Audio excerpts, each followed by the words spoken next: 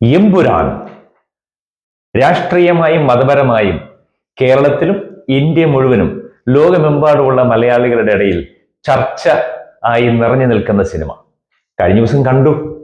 അതിനെക്കുറിച്ച് ഒന്ന് രണ്ട് കാര്യങ്ങൾ ഒന്ന് ചർച്ച ചെയ്യാൻ വേണ്ടിയിട്ടാണ് ഞാൻ ഈ വീഡിയോ ചെയ്യുന്നത്. Welcome to life in Germany. ഞാൻ ഫാദർ അഗസ്റ്റിൻ. ജർമ്മനി വന്ന കാലം മുതൽ തന്നെ ഹോളിവുഡ് സിനിമകൾ കാണുന്ന ഒരു പതിവുണ്ട്. ഇവിടെ ഇങ്ങനെയുള്ള കാര്യങ്ങൾക്കൊക്കെ ഗ്രൂപ്പുകളുണ്ട്. ഓരോരോ ഗ്രൂപ്പുകളുമായി ചേരുന്നു. അപ്പോൾ അവരുടെ കൂടെ സിനിമ കാണാൻ പോകുന്നു, തിയേറ്റർ ഷോ കാണാൻ പോകുന്നു, അല്ലെങ്കിൽ അവർ മറ്റ് ആക്ടിവിറ്റീസിലൊക്കെ പങ്കെടുക്കുന്നു. അങ്ങനെയാണ് ഇവിടുത്തെ ഒരു ശീലം. സെമിനാരി പഠിക്കുമ്പോൾ തന്നെ ഹോളിവുഡ് ഫിലിംസ് കാണാറുണ്ടായിരുന്നു. കാരണം ഞങ്ങളുടെ സുപ്പീരിയേഴ്സ് ആയിട്ടുള്ളവരൊക്കെ യൂറോപ്യൻസ് ആയിരുന്നതുകൊണ്ട് ബെൻഹറും സ്പാർട്ടക്കസും ഒക്കെ അന്നേ കാലത്ത് തന്നെ കണ്ടിരുന്ന കാര്യങ്ങളാണ്. അപ്പോൾ ഇവിടുത്തെ ഒരു ശീലം അനുസരിച്ച് സിനിമ കാണാൻ പോവുക മിക്കവാറൊക്കെ വൈകുന്നേരങ്ങളാണ്. ജോലിയൊക്കെ കഴിഞ്ഞ് നേരത്തെ തന്നെ അപ്പോയിൻമെൻ്റ് ഒക്കെ സെറ്റാക്കി സിനിമ കാണാൻ പോകും. അപ്പോൾ ഗ്രൂപ്പായിട്ട് പോകുന്നു, സിനിമ കാണുന്നു. സിനിമ കണ്ടതിന് ശേഷം തിയേറ്ററിനോട് ചേർന്ന് തന്നെയുള്ള റെസ്റ്റോറൻറ്റിൽ ഇരുന്നു ഒരു വൈൻ അല്ലെങ്കിൽ ഒരു ബിയർ ഒക്കെ കഴിക്കുന്നു, ചെറുതായിട്ട് എന്തെങ്കിലുമൊക്കെ ഭക്ഷണം കഴിക്കുന്നു. ഈ സിനിമയെക്കുറിച്ച് അത്യാവശ്യം ചർച്ച ചെയ്യുന്നു. അപ്പോൾ അതിൻ്റെ നല്ല വശങ്ങളെക്കുറിച്ചും അതിൻ്റെ ടെക്നിക്കൽ സ്റ്റാൻഡിനെക്കുറിച്ചും അതിൻ്റെ സ്റ്റോറി കാര്യങ്ങളെക്കുറിച്ചും ഒക്കെ ചർച്ച ചെയ്യുന്നു. സിനിമയുടെ കാര്യം അവിടെ തീരുന്നു. പിന്നെ എല്ലാവരും വീട്ടിലേക്ക് യാത്ര ചെയ്യുന്നു. സിനിമ ആയിട്ടുള്ള കാര്യങ്ങളൊക്കെ അതോടുകൂടി അവസാനിച്ചു. അതിനും കഴിഞ്ഞിട്ട് പിന്നെയുള്ള ചർച്ചയ്ക്കും പിന്നെയുള്ള സോഷ്യൽ മീഡിയ അലക്കുകൾക്കും പരിപാടികൾക്കൊന്നും ഇവിടെ സമയമില്ല. അതുകൊണ്ട് ഇങ്ങനെയുള്ള കാര്യങ്ങളെക്കുറിച്ചൊന്നും ആരും ബോധർ ചെയ്യാറേയില്ല. നമ്മുടെ ലാലേട്ടൻ്റെ സിനിമയല്ലേ, അതുകൊണ്ട് ഞാൻ കുറച്ച് ചെറുപ്പക്കാരെയൊക്കെ ഓർഗനൈസ് ചെയ്ത് ഞങ്ങളൊരു വൻ സംഘമായിട്ടാണ് സിനിമ കാണാൻ പോയത്. ഞങ്ങൾ സിനിമ കാണാൻ പോയി സിറ്റിയിൽ തന്നെ 3 തിയേറ്ററുകളിൽ എമ്പുരാൻ ഓടുന്നുണ്ടായിരുന്നു. ചെറിയ ഒരു ഇൻഡസ്ട്രിയായ മലയാളം സിനിമ ഇന്ന് ജർമ്മനിയിലെ സിറ്റികളിലൊക്കെ ഒരു സാധാരണ കാഴ്ച മാത്രമായിട്ട് മാറിയിരിക്കുന്നു. അത്രമാത്രം വളർന്നിരിക്കുന്നു നമ്മുടെ ഈ കുഞ്ഞൻ ഫിലിം ഇൻഡസ്ട്രി. അതിൽ ഞങ്ങൾക്ക് ഒരുപാട് സന്തോഷമുണ്ടായിരുന്നു. അപ്പോൾ സിനിമ കണ്ടു. പൃഥ്വിരാജും അതുപോലെ തന്നെ ഈ സിനിമയിൽ ആക്ട് ചെയ്തിരിക്കുന്ന എല്ലാവരും നല്ല രീതിയിലുള്ള പണിയെടുത്തിട്ടുണ്ട്. അത് കാണാൻ മാത്രമുണ്ട്. പല വിദേശ ലൊക്കേഷനിലൊക്കെ പോയി ഷൂട്ട് ചെയ്തിരിക്കുന്നു. ചില സമയങ്ങളൊക്കെ ഒരു ഹോളിവുഡ് വൗ എഫക്റ്റ് തീർച്ചയായിട്ടും ഫീൽ ചെയ്യുന്നുണ്ടായിരുന്നു. മിസ്റ്റർ പൃഥ്വിരാജ് ആൻഡ് ക്രൂ, അതുപോലെ തന്നെ ഇതിൻ്റെ എഴുത്തുകാരനായ മുരളി ഗോപി, ഇവരെല്ലാവരും അഭിനന്ദനം അർഹിക്കുന്ന ഒരു കാര്യം തന്നെയാണത്. നല്ലൊരു ചുവടുവയ്പ്പാണ്. ഞങ്ങൾ ഏതായാലും സിനിമയായിട്ട് തന്നെ കണ്ട് ആസ്വദിച്ചു. ഇതിനപ്പുറത്തേക്കുള്ള ഏതാനും കാര്യങ്ങൾ ഒന്ന് ചർച്ച ചെയ്യുകയാണ് ഇപ്പോൾ. ഇതിൻ്റെ കണ്ടന്റിലേക്കും പിന്നെ ഇതിൻ്റെ മേക്കിങ്ങിനെ കുറിച്ചും ജസ്റ്റ് ഒന്ന് വരുവാണ് കേട്ടോ. സത്യം പറഞ്ഞു കഴിഞ്ഞാൽ വിദേശ ലൊക്കേഷനിലൂടെയൊക്കെ പോയി ഖുറേഷി അബ്രാമിനെ അങ്ങനെ അങ്ങോട്ട് അവതരിപ്പിച്ച് ഭയങ്കര സെറ്റപ്പായിട്ട് ഒരു വലിയ ആറ്റം ബോംബ് പൊട്ടാൻ പോകുന്നു എന്നുള്ള രീതിയിൽ കൊണ്ടുവന്നിട്ട് നമ്മുടെ ഈ പള്ളിപ്പെരുന്നാളിനും അമ്പല ഉത്സവത്തിനും ഒക്കെ പൊട്ടിക്കുന്ന ചെറിയൊരു അമുട്ടായിപ്പോയി. ഇത്രേ ഇതിനെക്കുറിച്ച്, ഇതിൻ്റെ കണ്ടന്റിനെ കുറിച്ച് പറയാനുള്ളൂ. പിന്നെ മതപരമായ രാഷ്ട്രീയമായ ചില നുവാൻസസ്, ചില മെൻഷനിങ് ഒക്കെ നമ്മൾ ഒരുപാട് സിനിമകളിൽ കണ്ട് മറഞ്ഞു പോയ കാര്യങ്ങളാണ്. നല്ല അഭിനയ മുഹൂർത്തങ്ങളോ ഇമോഷണലി നമ്മളെ കണക്ട് ചെയ്യുന്നതായിട്ടുള്ള നിമിഷങ്ങളോ ഒന്നും ഈ സിനിമയിൽ കാര്യമായിട്ടുണ്ടായിരുന്നില്ല. വലിയ രീതിയിൽ മേക്ക് ചെയ്തിട്ടുണ്ട്, പക്ഷേ നമ്മളുമായിട്ട് വേണ്ട രീതിയിലൊന്നും കാര്യമായിട്ട് കണക്ട് ചെയ്യുന്നില്ല. ഹോളിവുഡ് ഫിലിംസൊക്കെ സ്ഥിരമായിട്ട് കാണുന്നവരെ സംബന്ധിച്ചിടത്തോളം ഇതൊരു അത്ര വലിയൊരു കാഴ്ചയായിട്ട് നമുക്ക് പറയാനേ പറ്റില്ല. എമ്പുരാൻ സിനിമയെക്കുറിച്ച് നടക്കുന്ന ചർച്ചകളിൽ പ്രധാനമായും നടക്കുന്നത് മതപരമായ വികാരങ്ങളെ വ്രണപ്പെടുത്തി എന്നുള്ളതാണ്. കുരിശ് തലകുത്തി താഴേക്ക് വീഴുന്നു, പൊട്ടിത്തകരുന്നു എന്നൊക്കെ പറഞ്ഞ് ഇവിടെ മതവികാരങ്ങൾ വ്രണപ്പെടുന്നതായ രീതിയിലുള്ള യാതൊരു തരത്തിലുള്ള പ്രസന്റേഷൻ ഞാൻ കണ്ടില്ല. ഇത് സാധാരണ കാര്യം മാത്രമായിട്ടാണ് കണ്ടത്. ഇതിനകത്തൊരു പ്രത്യേക മതത്തെ കയറി അറ്റാക്ക് ചെയ്യുകയോ ഒന്നും ചെയ്യുന്നതായിട്ട് എനിക്ക് ഫീൽ ചെയ്തില്ല. ഈ അടുത്ത കാലത്ത് ഹോളിവുഡിൽ ഇറങ്ങിയ ഒരു സിനിമയാണ് കോൺക്ലേവ് എന്ന് പറയുന്നത്. വത്തിക്കാനിൽ മാർപ്പാപ്പയുടെ തെരഞ്ഞെടുപ്പുമായിട്ട് നടക്കുന്ന ചില പിന്നാമ്പുറ കഥകൾ. വാസ്തവമായിരിക്കാം, അല്ലായിരിക്കാം, എന്തുമാവട്ടെ. സിനിമ കണ്ടു, യൂറോപ്പ് ചർച്ച ചെയ്തതിനെക്കുറിച്ച്. അതല്ലാണ്ട് മതവികാരം വ്രണപ്പെടുത്തി മാർപ്പാപ്പയെ തേജോവധം ചെയ്തു, വത്തിക്കാന്റെ പേര് കളഞ്ഞു എന്നൊക്കെ പറഞ്ഞുള്ള ചർച്ചകളൊന്നും ഇവിടെ ഒരിക്കലും ഉണ്ടാവാറില്ല.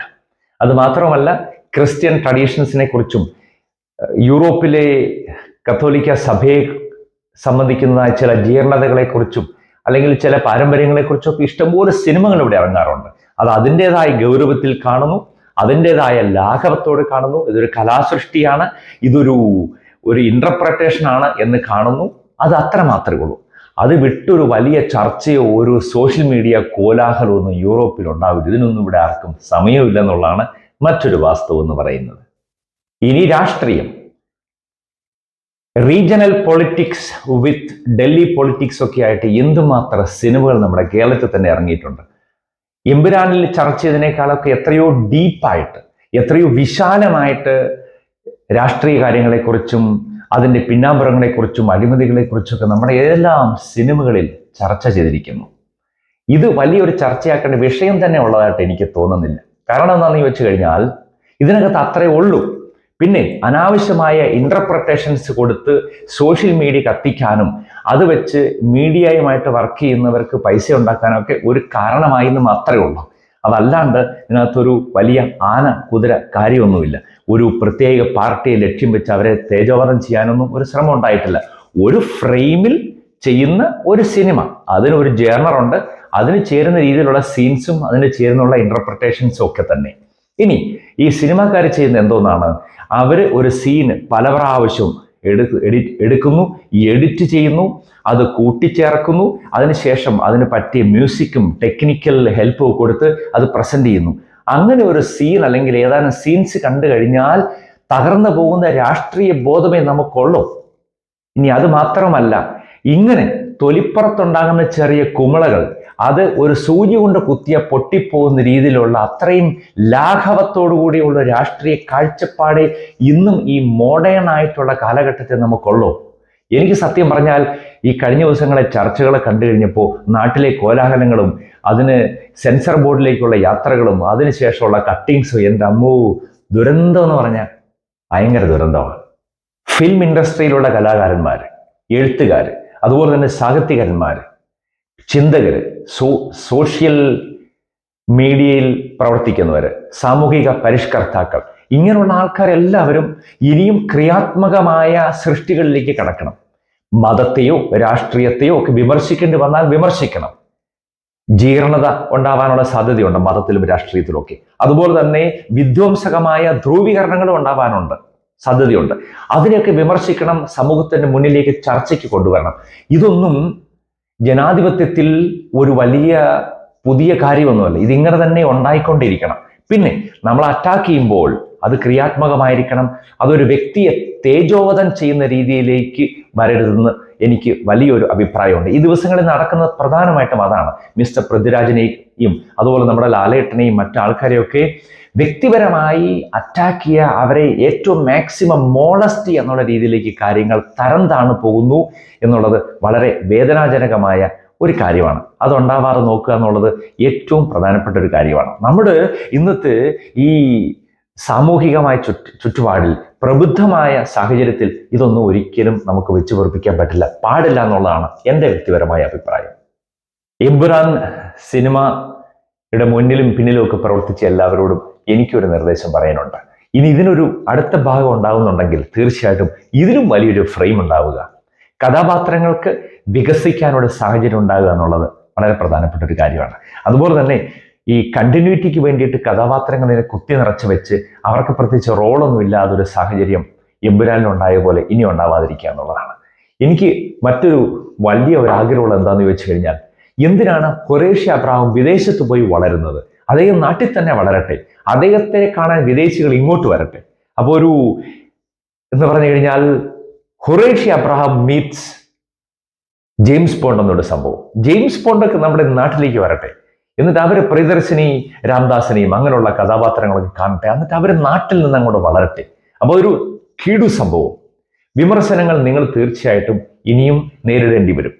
മറ്റൊരു കാര്യം പറയാനുള്ളത് എന്താണെന്ന് വെച്ച് കഴിഞ്ഞാൽ, ഇതിലും വലിയ പെരുന്നാൾ വന്നിട്ട് വെല്ലുമിച്ച് പള്ളിയിൽ പോയിട്ടില്ല. പിന്നായി ചെറിയ അമ്പ് പെരുന്നാൾ. ലാലേട്ടോ, മിസ്റ്റർ പൃഥ്വിരാജ്, ഞങ്ങളെല്ലാവരും നിങ്ങളുടെ കൂടെയുണ്ട്. ഞങ്ങൾ നിങ്ങളെ വിമർശിക്കും, നിങ്ങളെ കൈയടിക്കും, നിങ്ങളെ കൂവും, ചിലപ്പോൾ നിങ്ങളെ കളിയാക്കും, ഇതൊക്കെ ശരിയാണ്. പക്ഷേ നിങ്ങൾ ഞങ്ങളുടെ ചങ്കാണ്. ഞങ്ങളെപ്പോഴും നിങ്ങളുടെ കൂടെയുണ്ട്, നിങ്ങളും ഞങ്ങളുടെ കൂടെ. എമ്പുരാൻ പ്രതീക്ഷിക്കുന്നു അടുത്തൊരു ഭാഗത്തേക്ക് വേണ്ടി.